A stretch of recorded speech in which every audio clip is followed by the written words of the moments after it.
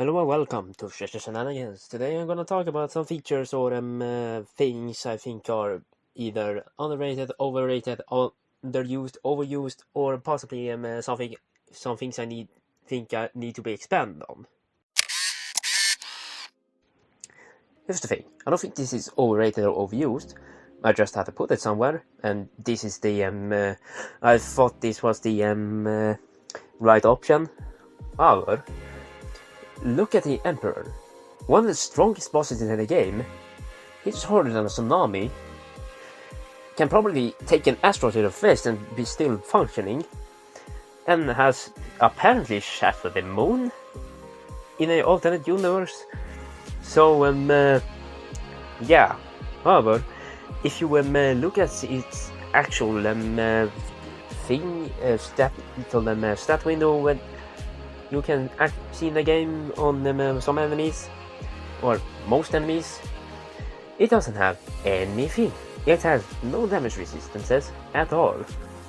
So, yeah, you don't really need it to make a hard enemy. You probably just need it to be a absolute unit. However, I don't really think the damage resistance system is a bad thing in general.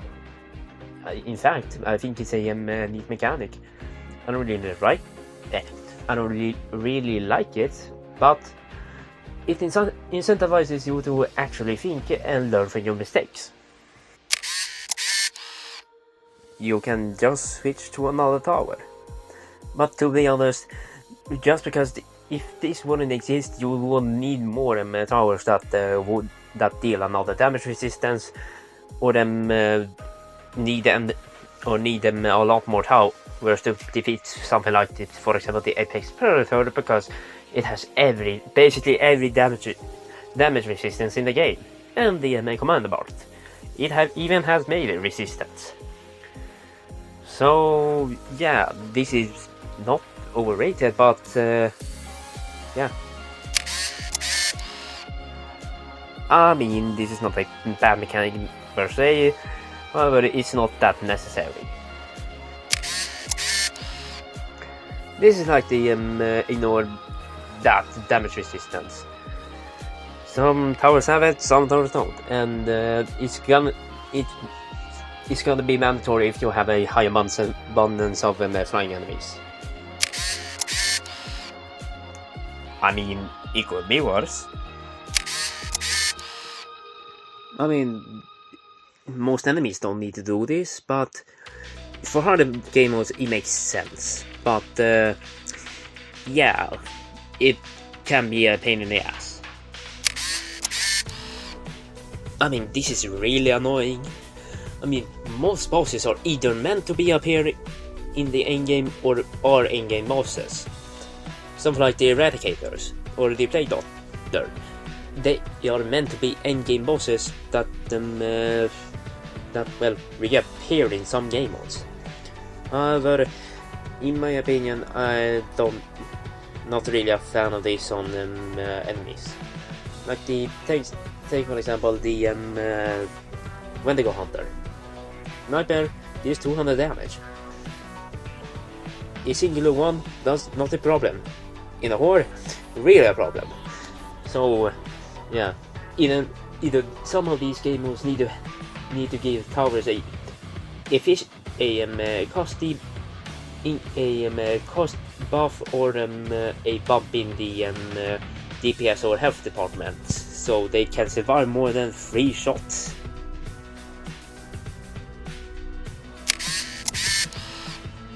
I like this. I want more of this. I don't want the only tower that specializes in this to be a beginner tower. So, yeah. I mean, you can technically count Commander and John, but those are active abilities, or interactive. You need to interact with them. They are not passive. Something like the combat medics. So, something like that, but more like the EJ or just, well, Commander. So, yeah. Other than combat medic, during this recording I'm making, we don't really know about any, well, I don't know really about any more healing towers in the game. Like, someone like, I don't know, someone like a shock, like the max top 5 shotgunner, where is an ability, or something like the medic, but for more focused on more different niches, like an engineer, or well, it's more like a mechanic, and hitting turret that specialize in air enemies or mechanical enemies. So, well, air enemies and units. So, yeah. I mean, these are not bad per se, but, well, maybe the Fire Ranger, but still, it's a little bit overused. Why are the unique event towers from the Halloween Battle Pass anyway? Like the Shock Trooper, Relic, and Scarecrow, and Flame Trooper. They're unique towers, not just variants, like a cold variant of another tower. So why is it on Halloween specifically? This is a really underused mechanic.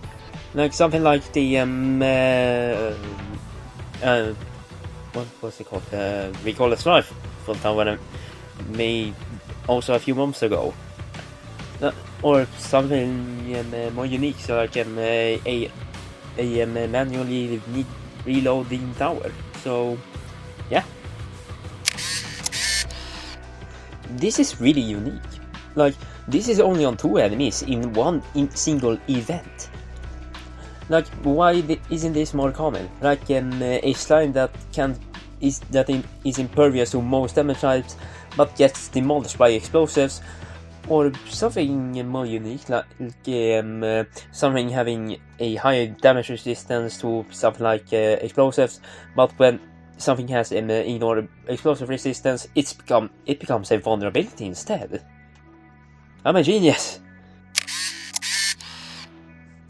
I mean, I don't really want to get blitzed, so multipliers that instead increase damage, health, range if they can shoot, or even resistances would be a more difficult challenge and actually engaging than holy shit, I'm getting blitzed, fuck, type of that situations. So I don't really know what to say other than this is a really underused mechanic. I mean, at least give us a manual water tower or something like a sci-fi boat. I don't really know. I mean, we only have 3 true air towers in the game, that being the Jet Trooper, Combat Drone, and Helicopter.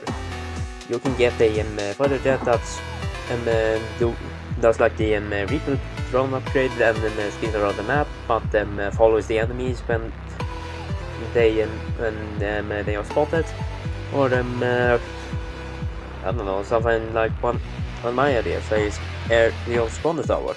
I don't know. Underused. Moving on. I don't need to explain. Only one tower has this, so I don't really know what to say to this. Same like the gas damage type, but we have a spawner and ice tower, so more would be fun. So yeah, more please. This could be more useful, but I don't really know the situations. So yeah. Now for the things that I personally think need to be expanded on, beginning with, other than this being also expanding on stealth, the first thing that comes to mind is thermal protection that depends on if the target has a warm body heat or not. Or something like some enemies are able to get past the tower with thermal detection, while others are not. Well, and the other thing is mechanical invisibility. Like I don't know, this makes them invisible to radars, sentries, and other towers that have stealth detection via mechanical means, like radars and other sensors. So this will be like an I don't know, enemy with practically mirrors all over them, or something like a supersonic absorbent enemy. So it makes them practically invisible for something like the XWM turret, or the bottom path warship ability. So the only thing that can reveal this are either the only thing that can reveal this is the bottom path sniper ability, or possibly even the recon drone. Possibly not. So yeah. You can expand spawners by for example, when for example the water machine factory is close to their path, this applies to all spawners, and is faced against the path, the spawn time will be reduced, and the unit would be directly spawned on the path. However, this would it will make the building would be making the building a target for some bosses or enemies that normally don't attack the spawner buildings. This will be the last thing I'm talking about, but one way to expand on the target system is expanding on first the towers that don't necessarily are offensive, like they are attacking towers. Passive towers or non-offensive towers like farm and oil derrick would have the targeting completely removed, and something like the EGJ would also have it removed because it doesn't attack. Something like the medic would have different healing priorities, like farthest, the closest, the least health, the least max health, the most max health, least current health and most current health, and least percentage and most percentage of health. So yeah, and something like mine layer would have 2 extra options, throwing the mines close right in front of them, or throwing them as far away as possible. So the basic mode would just be the random option. Something like the bottom path juggernaut or top path shotgunner, which both have stealth detection, would have a other option on top of the targeting option. That would make them prioritize stealth enemies first, and the one is just the normal one. So yeah, and enemies like Ghost and top path railgunner, which have flying detection, would be able to, which would have the same category or prioritizing targeting thing, and would make them prioritize air enemies first, and the one under would make them prioritize one like bosses and strongest enemies, for example. And in general, especially could be low self enemies, high self enemies, and enemies with resistance, and bosses. So yeah.